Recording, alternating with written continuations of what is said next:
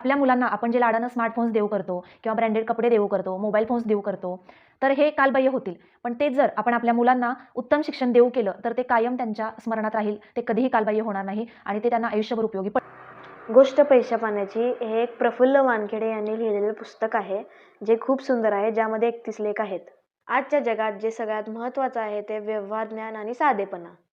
योग्य वेळी केलेली बचत व योग्य ठिकाणी केलेली गुंतवणूक हे आपल्याला आयुष्यामध्ये सुख व समाधान देते. म्हणून तात्पुरतं सुख व भपका टाळा. तुम्ही श्रीमंत असणे व जगाला श्रीमंती दाखवणे यातील फरक शोधा. शिक्षण आणि आर्थिक साक्षरता ह्या दोन वेगळ्या गोष्टी आहेत, पण खूप महत्त्वाच्या आहेत. त्यातील दुसरा लेख म्हणजे उत्तम शिक्षण म्हणजेच यशाची गुरुकिल्ली. तुमच्या मुलांना दिलेले ब्रँडेड कपडे, वॉचेस, स्मार्टफोन हे कालबाह्य होतील, पण जर तुम्ही तुमच्या मुलाला उत्तम शिक्षण दिले तर ते त्यांच्या आयुष्यभर त्या शिक्षण त्यांना सुख देईल. लेखक असे म्हणतात की आपल्या भाकरीचा प्रश्न मिटल्यानंतर सर्वप्रथम आपल्या मुलाच्या शिक्षणाची तजवीज करावी. आपल्या लहान लेकरांसाठी तर आर्थिक साक्षर व्हा.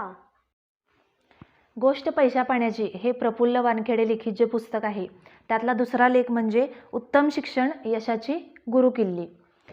तर ह्यामध्ये असं दिलेलं आहे की आपल्या मुलांना आपण जे लाडानं स्मार्टफोन्स देऊ करतो किंवा ब्रँडेड कपडे देऊ करतो, मोबाईल फोन्स देऊ करतो, तर हे कालबाह्य होतील. पण तेच जर आपण आपल्या मुलांना उत्तम शिक्षण देऊ केलं, तर ते कायम त्यांच्या स्मरणात राहील. ते कधीही कालबाह्य होणार नाही आणि ते त्यांना आयुष्यभर उपयोगी पडेल. आपल्या आधीच्या पिढीतले लोक असे म्हणायचे, आजच्या पिढीतले किंवा आपल्या आधीच्या 1-2 पिढीतले लोक असे म्हणायचे की आम्ही आमच्या मुलांना उत्तम प्रकारे शिक्षण दिलेलं आहे आणि उत्तम प्रकारे संस्कारसुद्धा दिलेले आहेत. पण आपण आता असं म्हणू शकतो का की आपण आपल्या मुलांना चांगले संस्कार तर देऊच, पण उत्तम शिक्षण किंवा त्याचं जे करिअर आहे ते आपण त्यांना उत्तम प्रकारे देऊ शकू का? हा आपण विचार केला पाहिजे. त्यात असं सांगितलेलं आहे, लेखकानं असं म्हटलेलं आहे, हल्ली मूल जन्माला घालण्याआधीच त्या मुलावरती 1 ते 2 लाखाचा खर्च येतो. मग मूल जन्माला आल्यानंतर त्याचं बारसं आलं, त्याचं जावळ आलं, त्याचं मुंज आली, प्रत्येक कार्यक्रमाला, प्रत्येक वाढदिवस आले किंवा त्याचं प्री स्कूलिंग आलं, 1ली ते 4थीचे वर्ग आले, स्कूल्स झाले, हायस्कूलमधला खर्च असेल, म्हणजे वेगवेगळ्या प्रकारच्या शाळा असतील, जसं की सेमी इंग्लिश स्कूल असतील, इंग्लिश मीडियमचे स्कूल असतील किंवा इंटरनॅशनल स्कूल्स असतील, तर ह्या स्कूल्समध्ये वेगवेगळ्या प्रकारचे खर्च येतात. मग 1ली ते 4थीचे खर्च वेगळे, 5वी ते 10वी पर्यंतचे खर्च वेगळे. 5वी ते 10वी तर आता नवीनच वेगवेगळ्या प्रकारचे शिक्षण येऊ घातलेलं आहे. वेगवेगळ्या प्रकारचे स्पर्धा परीक्षा आहेत, स्कॉलरशिप परीक्षा आहेत, नवोदयच्या एक्झाम आहेत किंवा त्याचप्रमाणे होमी भाबाच्या एक्झाम्स वगैरे आहेत. मग त्यासाठी वेगवेगळ्या प्रकारचे क्लासेस लावणं आलं, वेगवेगळ्या प्रकारचे ट्युशन्स लावणं आलं किंवा ऑनलाईन क्लासेस आपण खर्च करून त्यांना लावू शकतो. तर ह्यासाठी वेगवेगळ्या प्रकारचा खर्च येतो. तसंच तेच बघायला गेलं तर फाउंडेशनचे कोर्सेस आता आले आहेत. अगदी 5वी-6वीला मूल असल्यापासूनच आपण त्यांना फाउंडेशनचे कोर्सेस लावतो. तर ह्या सगळ्यांचा जो खर्च आहे त्याचा आपण आत्तापासूनच विचार केला पाहिजे. 10वीला गेल्यानंतर वेगवेगळ्या प्रकारचे खर्च सुरू होतात, जसं की नीटच्या एक्झाम असतील, वेगवेगळ्या प्रवेश परीक्षा आहेत, JEEच्या एक्झाम आहेत, त्या प्रवेश परीक्षा आहेत. तर ह्यांच्यासाठीच्या फीज वेगळ्या, त्यांच्यासाठीचे ट्युशन्स वेगळे.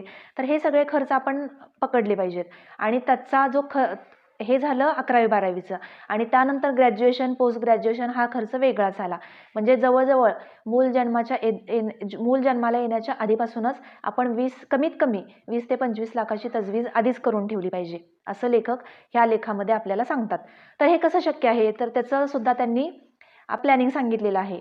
म्हणजे जसं की जर मूल मोठं होताना 15 ते 18 वर्ष जर आपण व्यवस्थित प्लॅनिंग करून जर आर्थिक नियोजन केलं, तर आपण त्याच्या शिक्षणाला व्यवस्थितपणे खर्च करू शकतो. जर आपण आपला जो इन्कम आहे त्याच्यामध्ये जर आपण खर्च, बचत आणि गुंतवणूक अशा प्रकारे टप्पे पूर्ण केले, तर मुलांच्या शिक्षणासाठी सुद्धा आपण योग्य प्रकारे आर्थिक नियोजन आपलं करू शकतो. त्यामुळे लेखक असं सांगतात की आपल्या मुलांना जर जागतिक दर्जाचे शिक्षण द्यायचं असेल, समजा आपल्या देशात द्यायचं असेल किंवा बाहेरच्या देशात द्यायचं असेल शिक्षण, तर आत्तापासूनच आपल्याला आर्थिक नियोजन करणं हे गरजेचं आहे. आधुनिक आणि विज्ञानवादी युगात उत्तम शिक्षण हीच यशाची खरी गुरुकिल्ली आहे.